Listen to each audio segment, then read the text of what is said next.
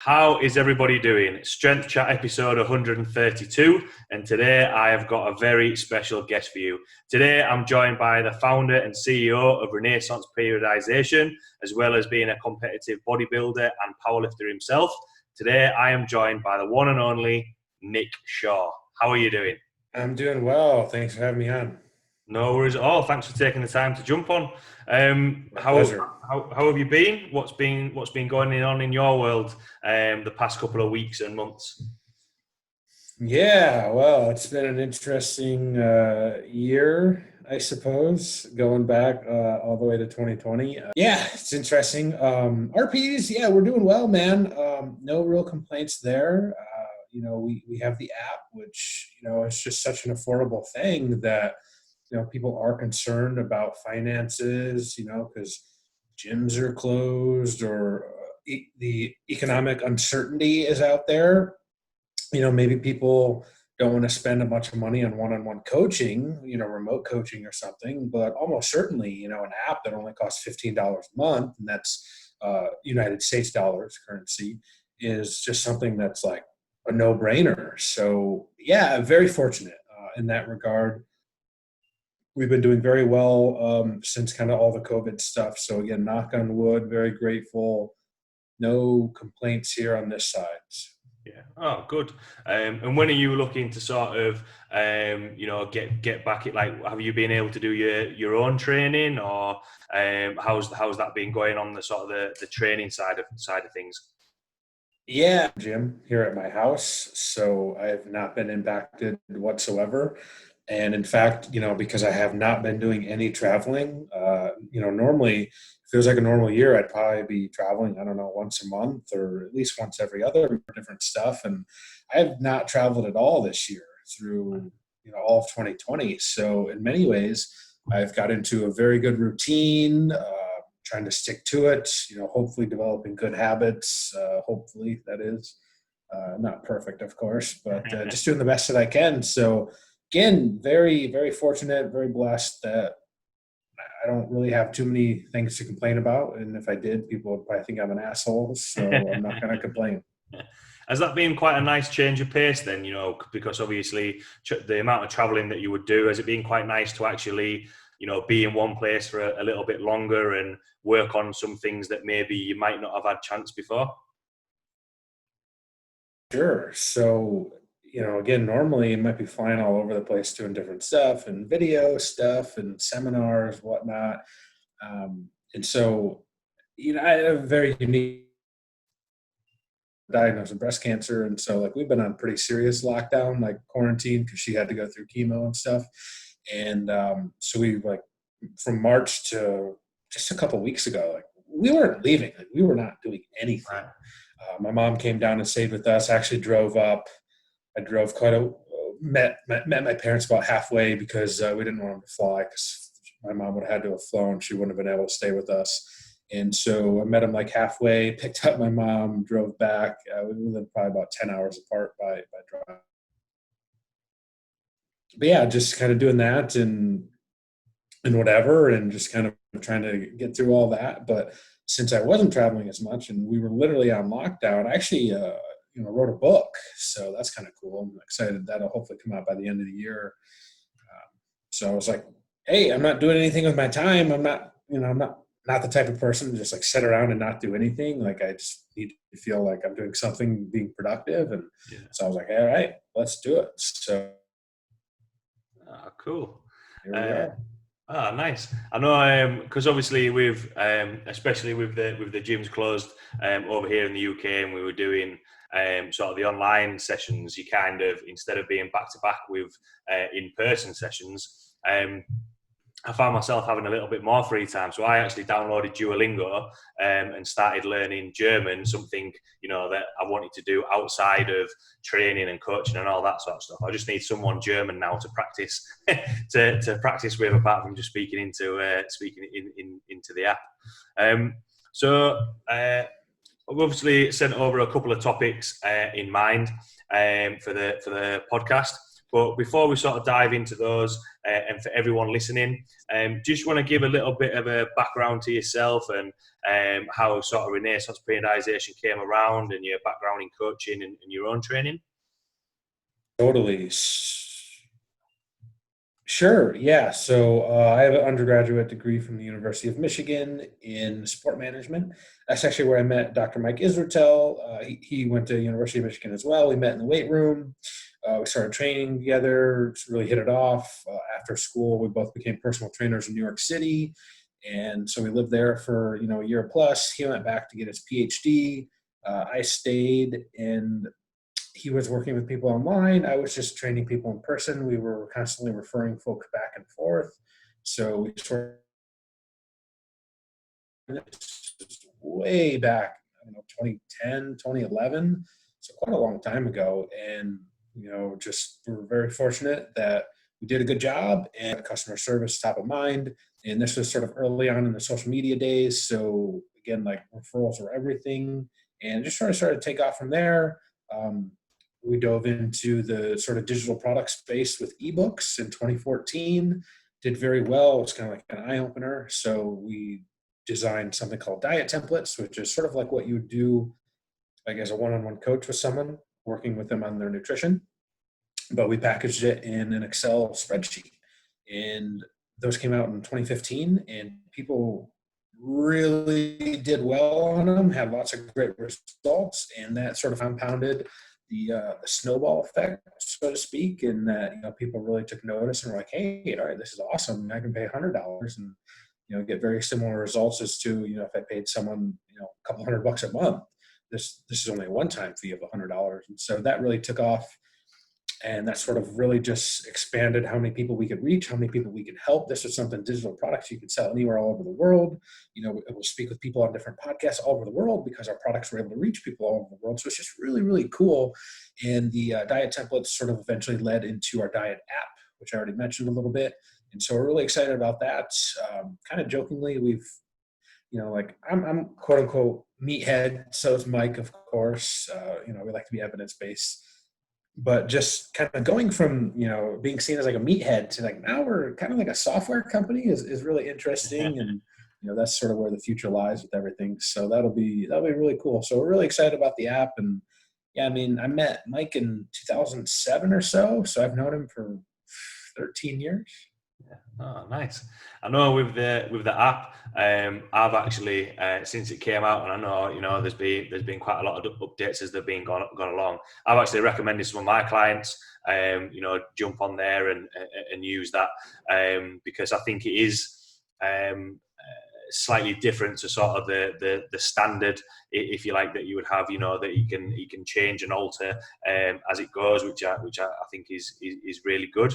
And when you mentioned there about the templates that you started with, and obviously, having worked with quite a wide variety of clients, what's sort of the starting point or the guidelines when it comes to working with clients on their nutrition? What's the starting point that you're looking for people to follow when it comes to starting out with a nutrition plan, if you like?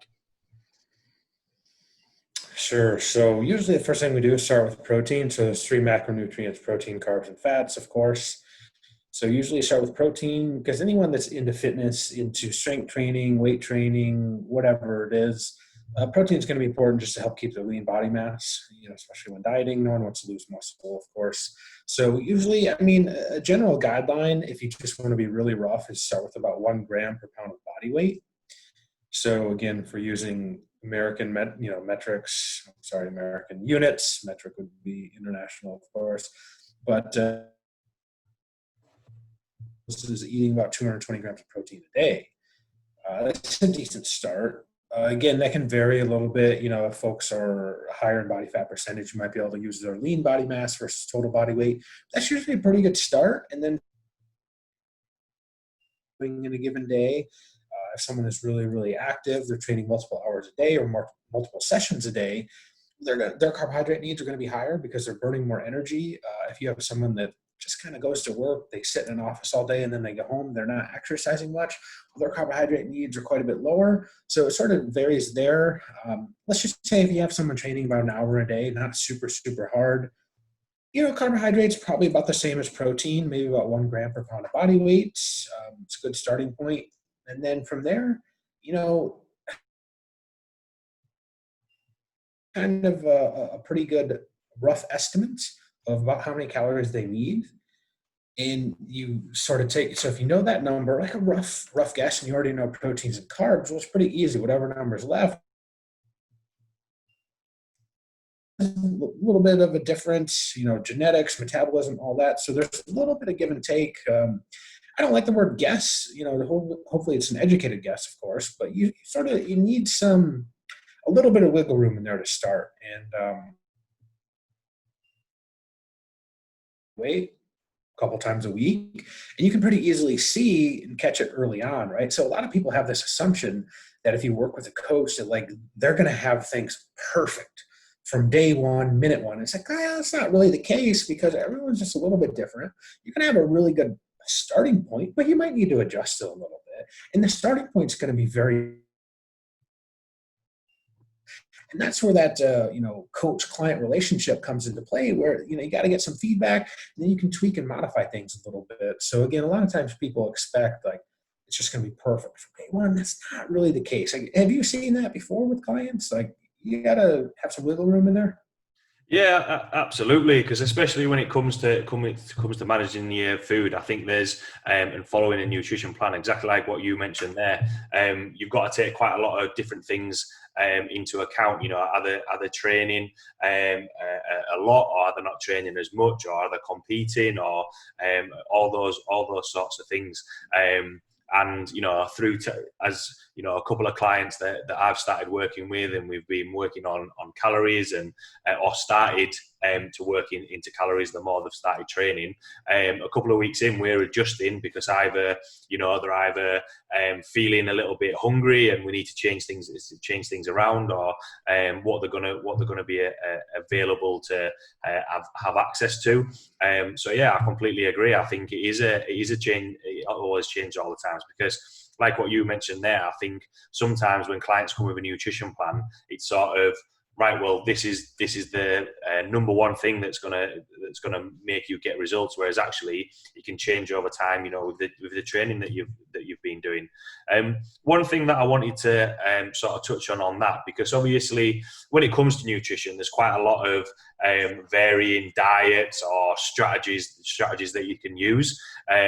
So when clients sort of come to you, and from different backgrounds, obviously mentioned at the start, powerlifting, bodybuilding, CrossFit, different backgrounds, and just the general population, that might already have these preconceived concepts in their head of what potentially may work for them. How do you sort of, put your point across and work with them, or work around those factors? Yeah, sorry. So I think the internet's just being a little weird there. Can you actually repeat that real quick? Sorry. Yeah, sorry. So the question that I was asking was, when people coming from different backgrounds, whether it be powerlifting, bodybuilding, or CrossFit, or just the general population, sometimes that they have preconceived ideas of what a nutrition plan is going to look for them. So how do you work with them, or work around those factors when you start working with clients? Yeah, I think a really good one is their experience level with things like dieting before. Are they used to tracking calories? Have they ever tracked calories? Do they know what macros even are? Because a lot of people that aren't into lifting or into fitness, you ask them what macros are, and they're like, I don't know, like protein, isn't that like a donut? And you're like, no, that's not the case at all. So a lot of it is just prior education, because what we found is into the same type of nutrition program as someone that's been dieting for 5 years, where they've been sort of religiously tracking their macros. Like it's going to be a little bit different. So we actually have something called our the app as well. But for those people, it's like we don't really tell them, hey, you need this amount of macronutrient. It's just like, hey, here's some food amounts. Like pick of these 10, 15 proteins, pick 4 or 5 ounces of whatever meat. It's like, okay, that's pretty easy to do if you have a food, or just give people like total weights for that are newer, or maybe just tell them, hey, at this meal, it's kind of you can sort of do whatever you want here. Here's like 200 calories, kind of like your choice. You get to do what you want. And for some people that are newer to it, it works really well. For people that are more advanced, of course, well, then you can start to get into, hey, this meal is 30 grams of protein, 20 grams of fat, and 50 grams of carbs, or whatever it is, making those numbers up.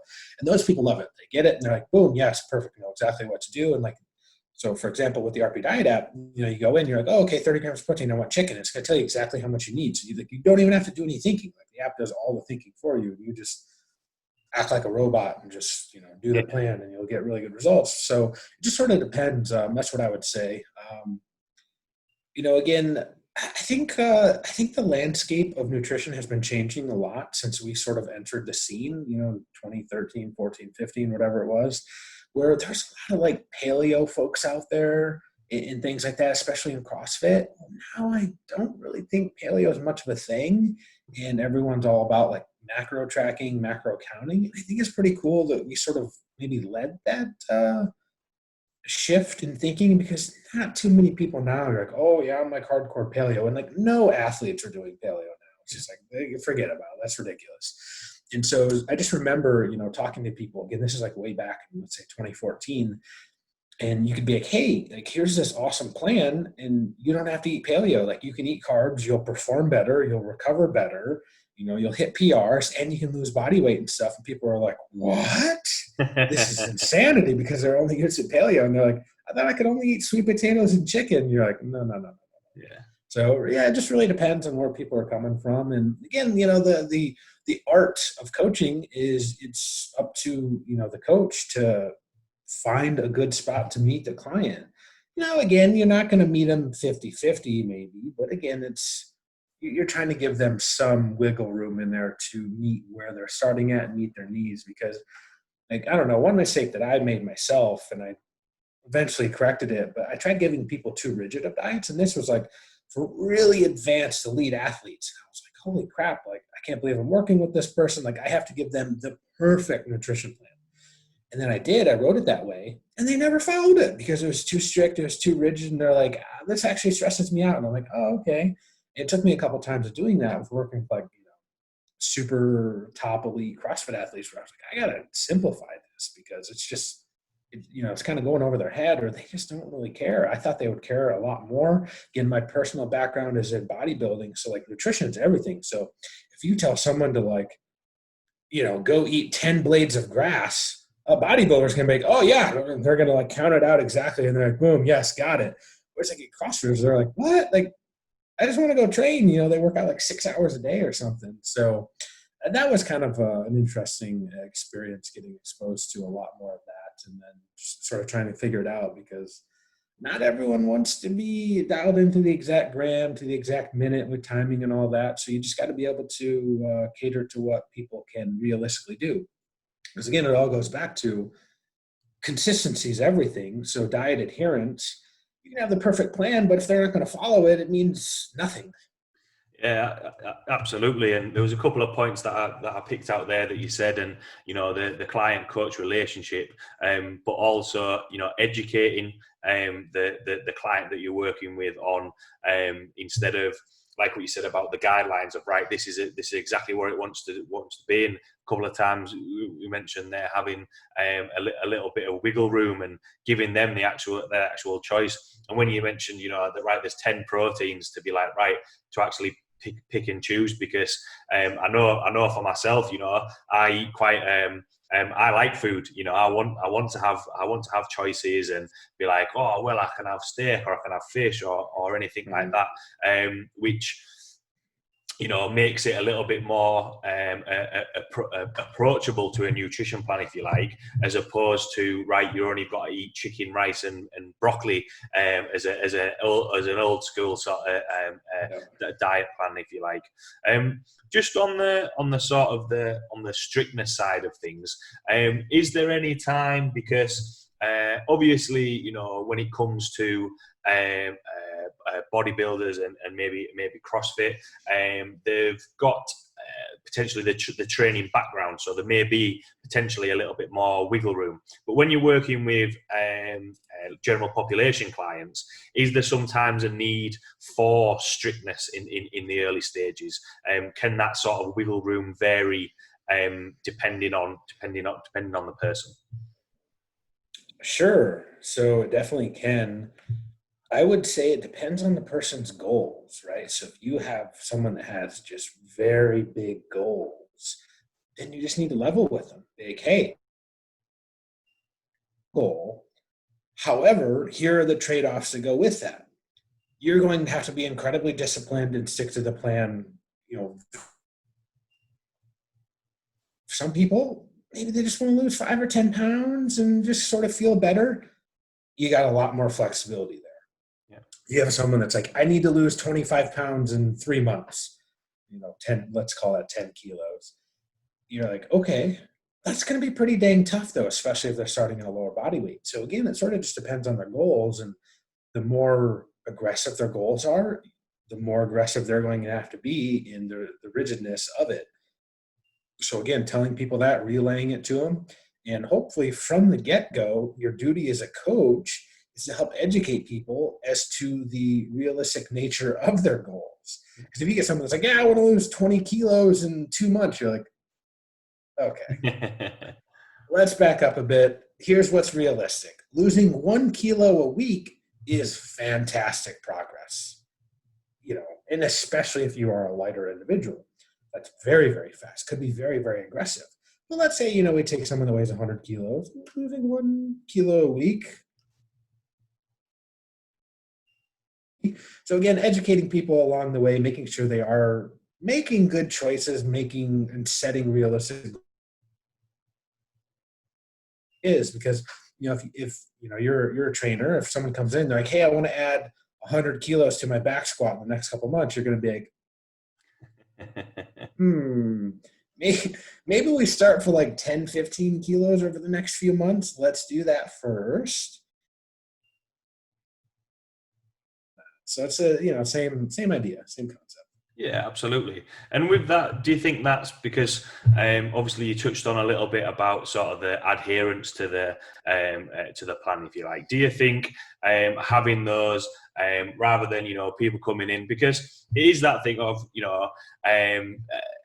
lofty expectations and then managing those expectations? Do you think just breaking them down a little bit smaller actually helps with adhering to the program? And when does because there is that thing of there's the excitement and the motivation of a new plan, but then ultimately sometimes it gets down to, right, okay, you just need to be disciplined with actually what you're doing.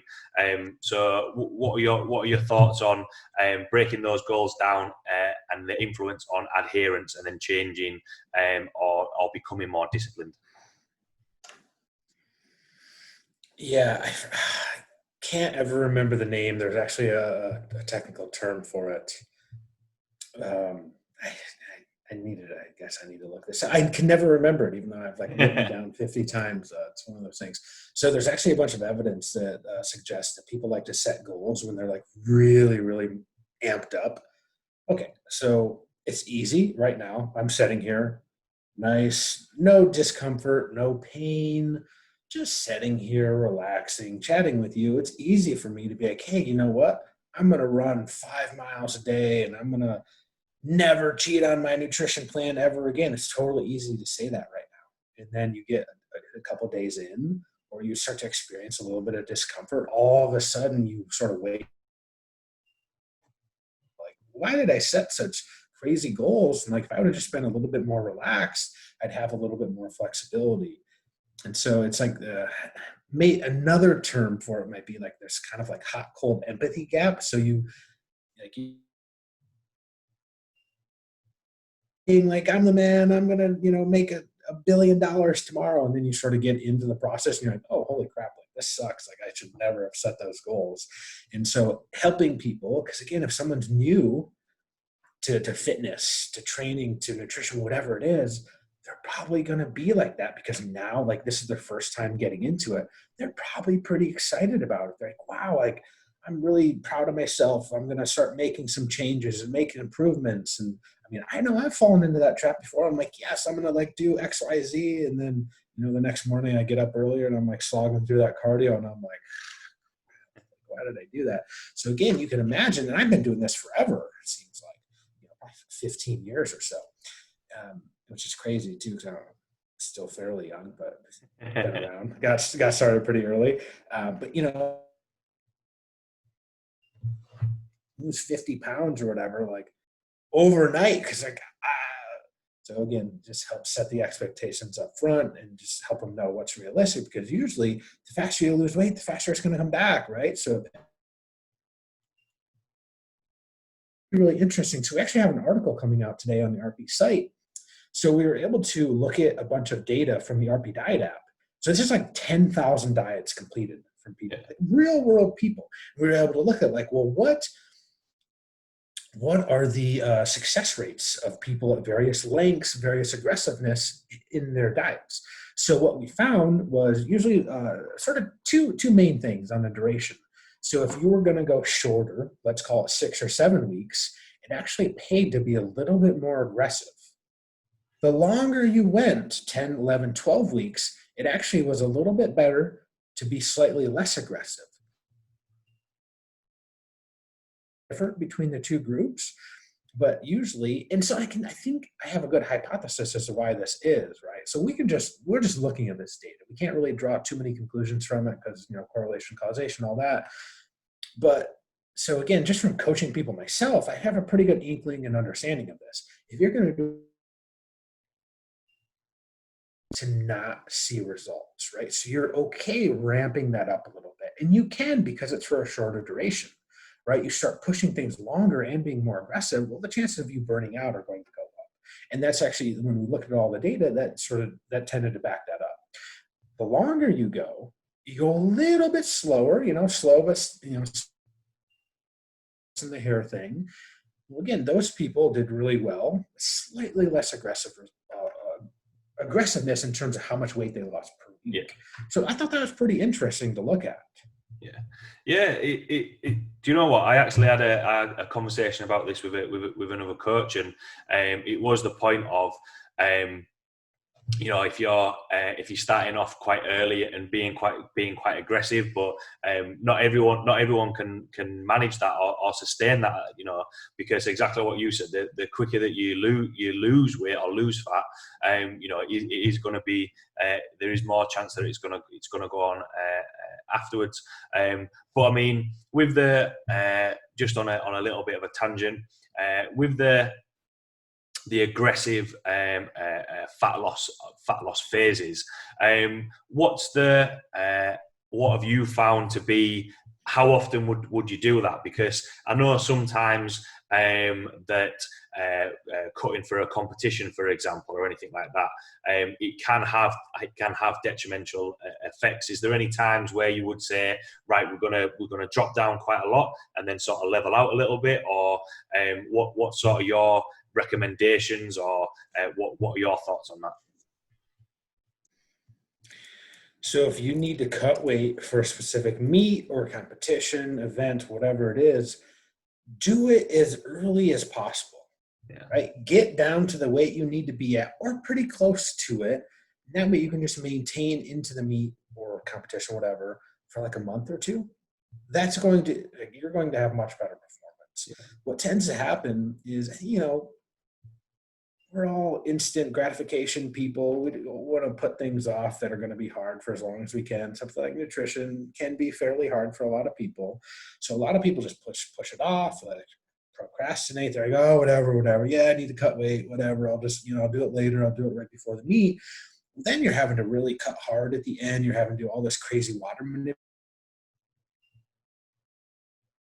to think long term. So let's say you have a meet coming up at the end of the year. Get dieting now. Spend 2-3 months getting down to the weight you need to be at. Then you can have 2 to 3 months just hanging out. Again, I'm sure you've seen this before, but if you're like a power lifter or something, if you cut a lot of weight really fast, it might change your leverages a little bit. You might be going to bench and you're like, oh, whoa, what the heck? Or you go to deadlift. Man, I remember being, like my all-time high. I was like, over 250 pounds. I remember deadlifting and like I couldn't even wear a belt. I was like, I couldn't get it on. I was like, this is super uncomfortable. So I actually had to just little things like that that you never know of. So again, take care of stuff well beforehand. Then you have time to get used to that new body weight, all those leverages. Going into the meet, you're going to do a lot better. Yeah, I went on. Yeah, it's funny that you say about putting a belt on. I went up the last 2 years. I've competed in a higher weight class, and yeah, your leverages do change a little bit more. It's like, oh, okay, yeah. But I'm quite curious to. I'd like to drop down a weight class just to sort of see, right, the weight class that I started in, it'd be quite good to drop a little bit of weight and see how that goes. And just sort of from the general population side of things on cutting weight, do you think that's where, when we're speaking about the education side of things, where the general population, because obviously they're not going to compete. They're not competing in bodybuilding. They're not competing in powerlifting. Do you think that's sometimes why some general population think that they need to have an aggressive fat loss, relatively quickly, and look at powerlifters and bodybuilders and think that that's what they need to do, rather than potentially, a little bit longer? Do you think that's sort of a miscommunication, if you like, in cutting weight? Yeah, I mean, maybe. Unfortunately, I think the thing that really plays into general population even more is just that we live in a society that wants things right now. They don't want to wait. No one wants to wait for anything. I don't know. I mean, I think you guys have Amazon, right? Yeah. Okay.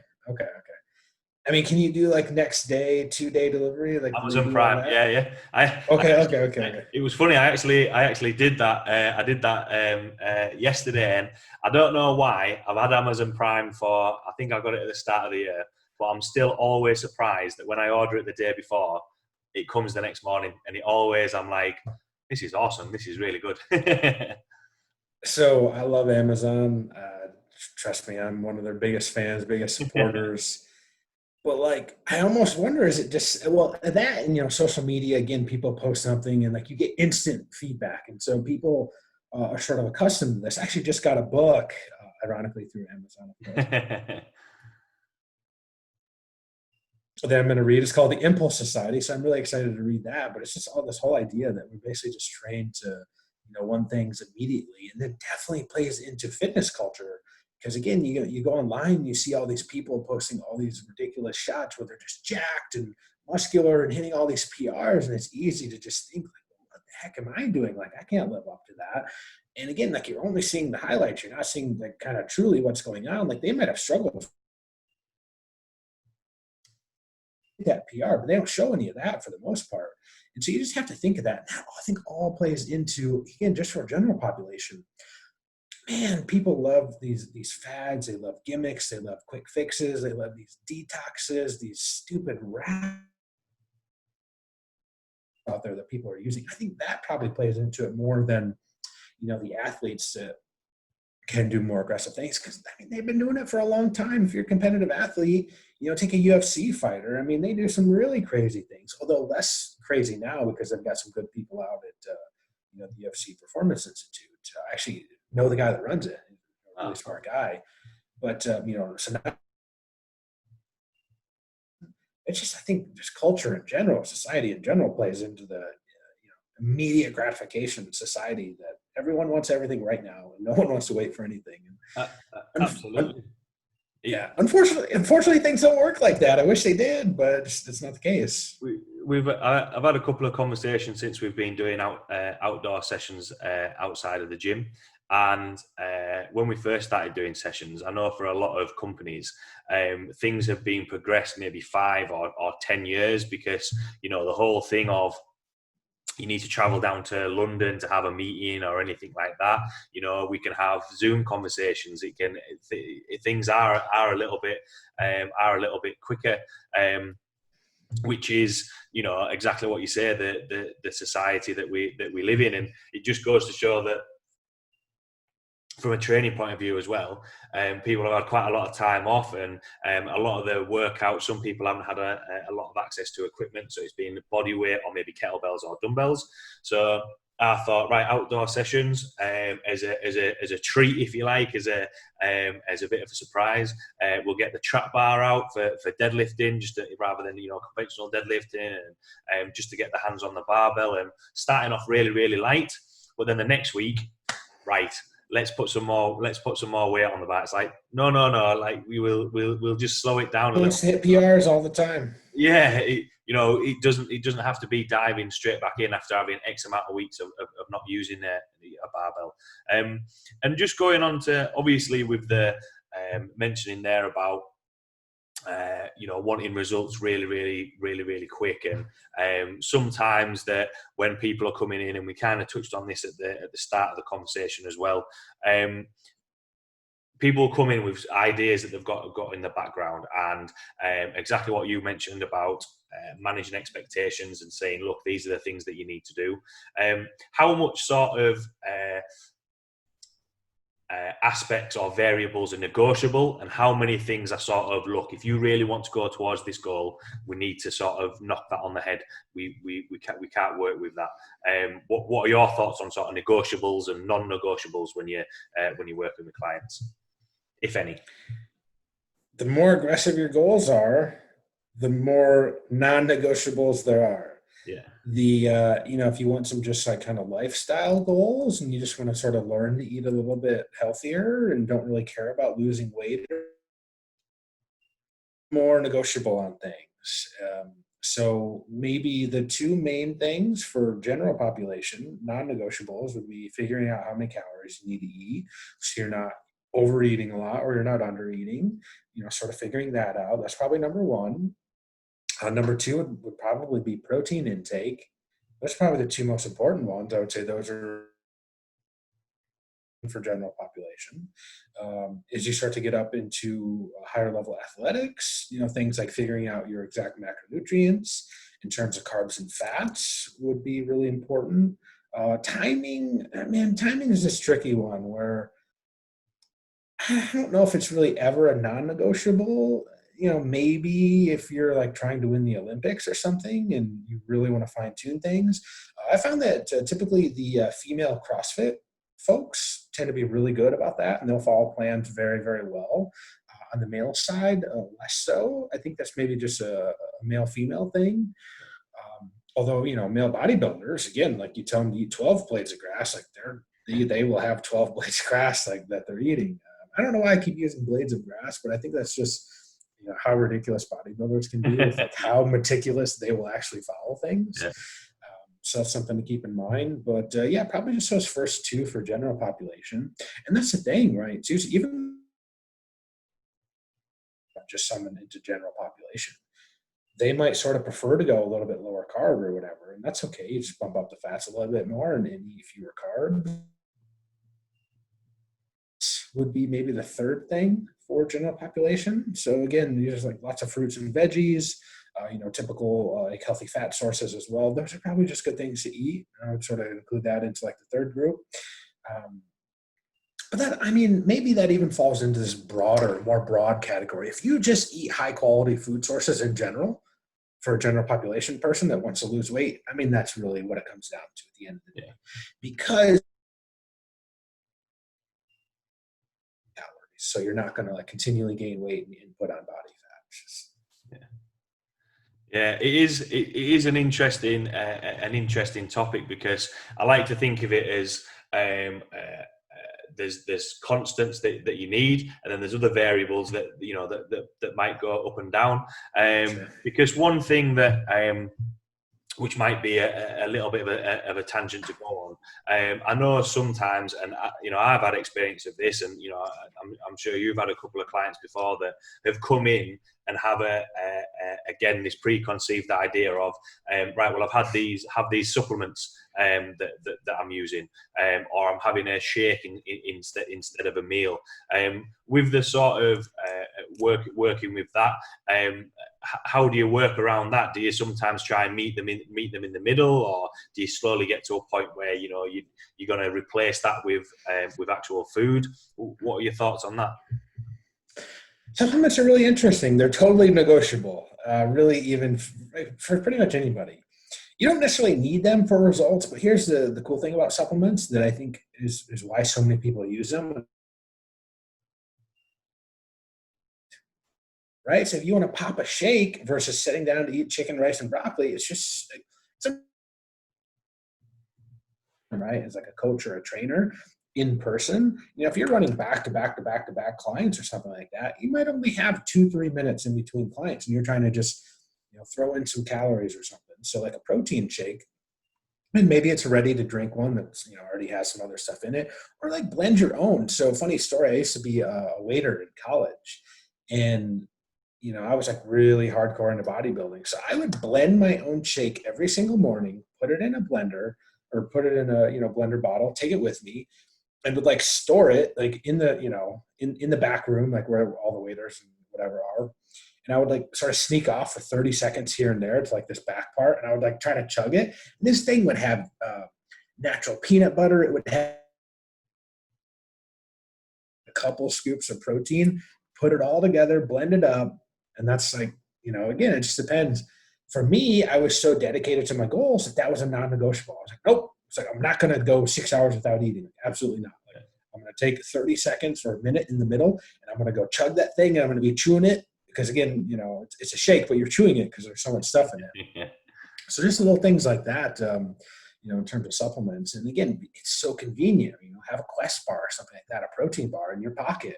Like maybe that's all you can do. And so for a lot of people, again, if their schedule and they're super, super busy and super stressed out, it's not realistic for them to sit down and eat every couple hours. So maybe you can space meals further out or help them pick some good supplements that they can use for, meal replacements.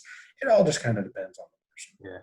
I'm quite glad sort of the explanation that you gave there. It means that I'm not going too far wrong with what I'm actually delivering to my clients, because it is that thing of I know there's and we touched on it before about when people are thinking about different nutrition plans or strategies, it's got to fit the individual. And it can be that case of, look, if you are really busy, I'd rather you have that than go and because a lot of my clients travel around with work. I would rather them have one of their own shakes rather than, I don't know, go to McDonald's and if they're hungry and have something like that.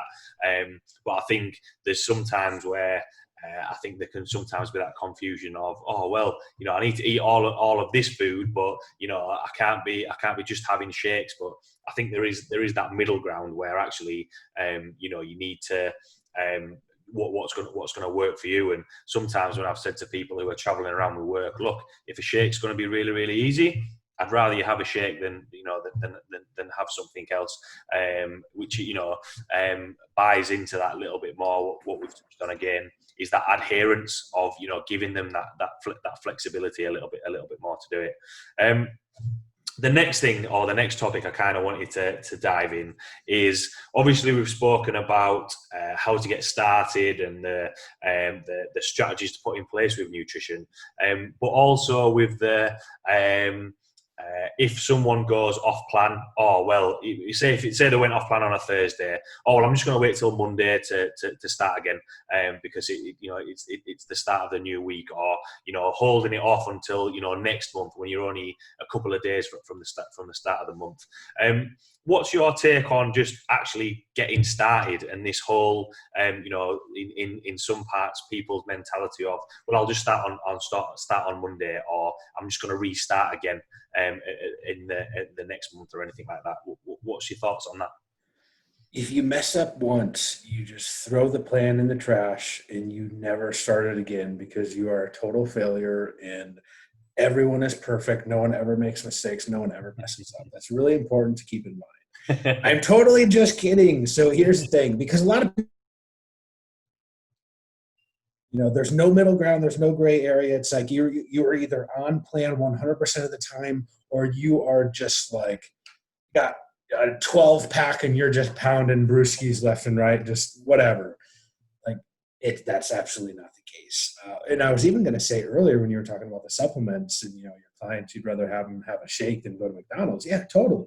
It's like the 80-20 rule. If you're eating 80% mostly whole foods, mostly high quality food choices, and then you throw in some supplements here and there as your 20%, totally cool. Well, it's kind of like the same thing. So consistency is more important than perfection, without a doubt. And so what the hell effect, where a lot of people, they think if they mess up once, it's just like, oh, what the hell? And they just go on crazy binges, and that's totally not the right way to think about it. For whatever reason, if you slip up here and there, again, we are all humans. We're not robots. I wish I was a robot. I wish that I had discipline like a robot. Unfortunately, I do not. I'm human. The important thing to remember is that you're going to mess up from time to time. You're not going to be perfect all the time. But what's important is not sort of that you mess up. It's what you do after. And so if you are able to get right back on track at the next meal and sort of forget about it, you're good to go. That's the way to approach it.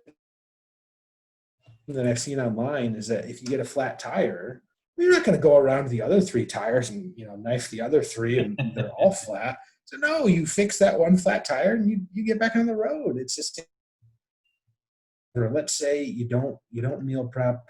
It's a Friday. You ran out of meal prep for the week and you got to go to McDonald's and you accidentally overeat or whatever restaurant it is. Get back on track at the next day. Yeah. Forget about it. You don't have to punish yourself for it. Like, that's ridiculous. Just get back on track. Just remember, self-compassion. Big, oh, hey, you know what? Maybe keep a note of it. Like, hey, what actually went well yesterday? What didn't go well? Well, I didn't have my meal prep with me, so I didn't have any food around. And get really hungry. Well, what are you going to do when you're really hungry, right? It goes back to that sort of like hot, cold empathy gap. When you're really hungry, just like you never want to go grocery shopping when you're hungry, right? Like, you're going to get all sorts of terrible food choices. So, if you are planned and you're prepared ahead of time, the chances that if you're going off track go down significantly. But even if you do, just get back on track at the next meal and you're going to be good to go. Yeah, absolutely. I think sometimes there is that fear of, from a client's point of view, that fear of failure, and that that the world's going to end when they've done something wrong. But it is that case of it's how you. It's a little bit. I liken it to before I got more into powerlifting, I played rugby, and I always remember one of my coaches said, it's like, right, once you've lost a game, right, how do you respond to that in the next game, in next week's game? You don't go, oh, well, we've lost the first game, that's it, we're going to lose every game this season.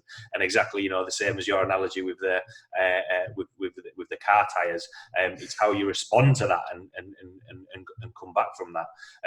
But one thing that sort of when you were chatting there of looking back and thinking about what might have caused that, what are your thoughts on it when people are sort of like feeling bad that they've potentially not stuck to the plan, or creating excuses rather than accepting what that they've gone off plan a little bit, that's fine, and then moving on from there? Do you think it's a bad thing if people are feeling guilty or bringing up excuses rather than accepting it, or is that just a process that people have to go through themselves?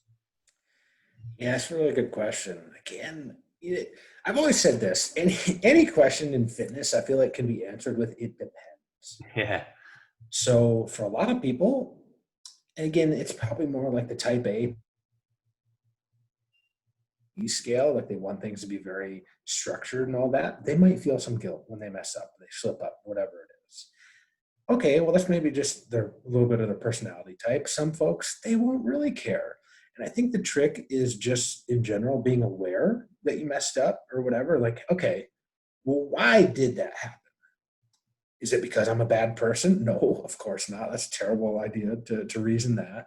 But it's like, again, well, maybe your friends put some peer pressure on you and you went out to the bar and had some beers and wings and all that because you wanted to watch, the whatever match or something. Like, okay, well, just sort of think like, all right, what might I be able to do next time to get around that? I don't know, maybe I can go and order some diet soda and sit there and, it's like something like that. So again, beating yourself up over it is probably not the best route to take. Probably not going to do a whole lot of good for you. But again, sort of being aware, acknowledging it, and trying to fix that. Because here's the thing. So, I mentioned that I wrote a book. Sort of the idea of the book is just sort of like what. And one of the things that stands out is no matter who you are, how successful you are, you're going to fail at times. There's no way around it. No one in their life has never failed at something. No one's perfect. So again, it's literally how you respond to that. And if you up here and there, I think you got to be a little bit careful where you don't use that as an excuse. Like, oh, I know I'm going to fail, so I'm just going to go ahead and mess up. Like, no, that's not the right mindset to take. But just know that it's probably going to happen at some point due to various reasons. Maybe they are outside your control, maybe they're not, whatever. But just getting back on track. Don't beat yourself up too much over it. Some people might just a little bit, and given someone's personality, maybe that's not a big deal. But don't dwell on it, don't ruminate on it. It's just move on, fix it if you can. If it's outside of your control, well, there's probably no big thing you can control. Determine what it is and fix it. I think that, especially with the what sort of sprung to mind there is that you're going to learn a lot more from the mistakes rather than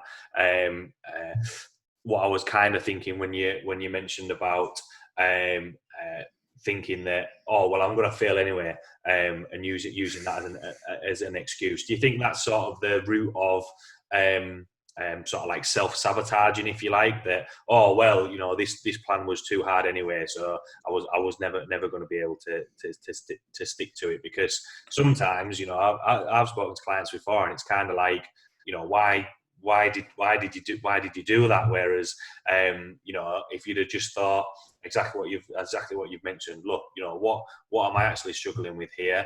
What can I learn from this, and actually put a plan in place going forward? Do you think that's why people sort of self-sabotage sometimes, or what that will be the definition? Maybe for some people, I think that could totally be the case. Programs and sticking with nutrition programs, it's just hard, right? Like and ultimately developing really good habits. So you don't really even have to think about it. You just sort of program automatically. You just sort of do it. Like that's really the best way to be successful. And that's sort of the ultimate long-term goal, is to make this a lifestyle and to sort of set yourself up in a manner in which you can succeed easier.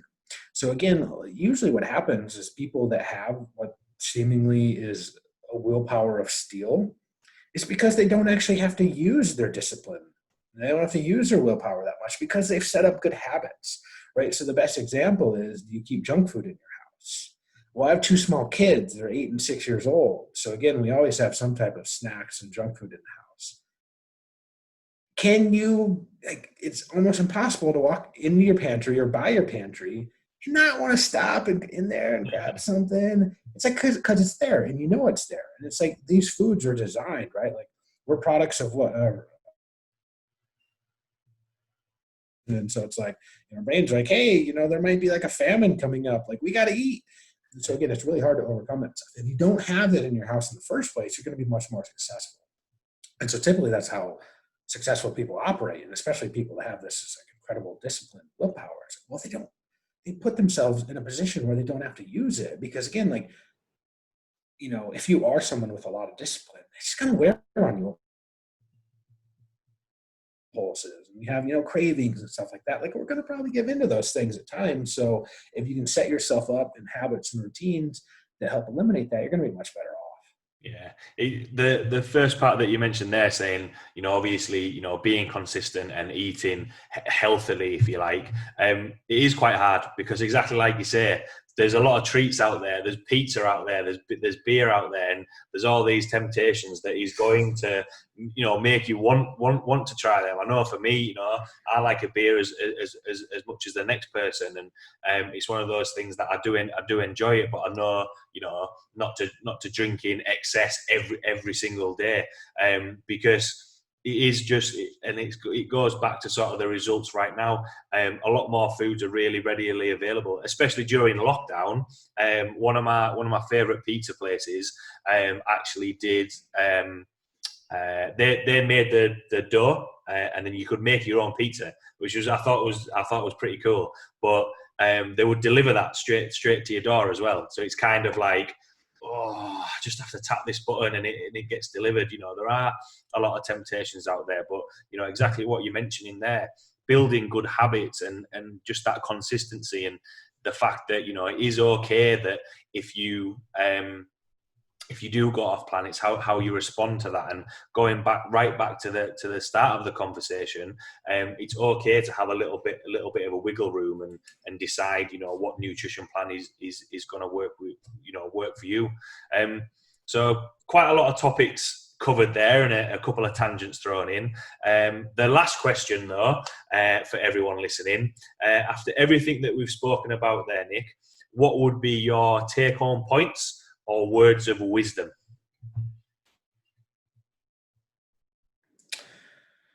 Sure. So remember that consistency is more important than perfection. So again, you have to sort of start with that in mind, that it's all sort of interrelated. Consistency is more important than perfection. Set realistic goals, probably point number 2. Because again, if you set unrealistic goals from the start, you get a couple weeks in, you sort of realize that, oh, hey, I can't actually lose, 30 kilos in a couple months. Like, I'm just going to give up. Okay. If you had a more realistic approach, you're going to hit all those targets. Maybe you celebrate the little targets, the micro targets. So you have big goals, we'll chunk them into smaller goals. Again, you reach those smaller goals along the way, you're much more motivated. Again, success breeds success. You have some initial success, you're more likely to keep going. So those are probably 2 big ones. And then 3 is, I think the ultimate nutrition plan is one that's going to have a little bit of flexibility in there, and that people get to sort of choose, which is really interesting because we get a lot of messages at RP where people are like, I want you to choose my foods for me. And we're like,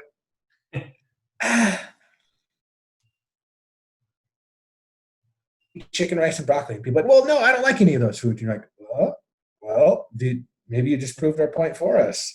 We're going to, hey, like, you can use all these foods. We'll give you the amounts, the timings, everything else. You just pick the exact food that you want. And the app makes it even easier because, again, it does all the calculations for you. I mean, it's really wild. Again, people don't like to think for themselves in the sort of impulse society. We want things right now. People want like you said with the pizza, they want their food delivered to their door. They don't want to have to do any math. They're thinking about it, of course.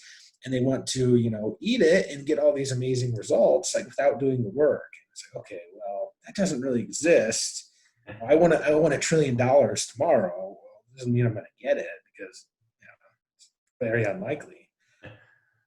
Yeah, I think that's some really good points to finish on, and like I say, quite a lot of good topics there that we covered there, and some really good content, because I know I think it's the training side of things. I think people realise, look, squats are squats and all that sort of stuff. But I think sometimes when it comes to nutrition, and I probably said that with this word a lot more than what I've ever used in any other conversation. Preconceived ideas is just giving people a little bit of a nudge in the right direction. That when you're following a nutrition plan, it isn't going to be, look, I want you to eat this, and this. Having that flexibility is allows you to have a little bit more choice. Exactly of yes, we can give you as coaches, give you the category of foods or a selection of foods, but I think the education side of things, the onus is on the client to actually pick what. And ultimately, if you're going to pick something, you're going to pick something that you're going to enjoy to eat, rather than like totally. what we've chatted before about the chicken, rice, and broccoli. I don't know a lot of people that enjoy eating that, as opposed to having a nice cut of steak or anything like that. So quite a lot of topics covered there. Thanks a lot for taking the time to jump on, Nick. Really, really enjoyed chatting with you. For everyone listening that might have any questions about the topics we've chatted about, any questions about the app, or want to have a look at the content that yourself and RP put out there, where can people find you and find the content that's being put out there? Totally, yeah. Best spot is just RP Strength on Instagram, rpstrength.com. Check out the RP Diet app. That's literally the name of it in the app stores. It's available worldwide. So in the Google Play or Apple stores, you can get it. Again, it's only $15 a month American, and it's literally all times. It's going to make the adjustments for you each week. You literally just pick the foods that you want. Everything else is programmed for you. So super, super easy and convenient. And yeah, thanks so much for having me on, man. Really appreciate it. No worries at all. Thanks for taking the time to jump on. For I've been following RP for quite a while, and like I say, I've been recommended clients to use the RP Diet app. It's really, really useful information, and the content that you put out there benefits not only sort of my own nutrition and training, but allows me to give better content and information when I'm working with my clients. So thanks a lot for jumping on. Thanks a lot to everyone listening, and I will see you all next week. Thank you.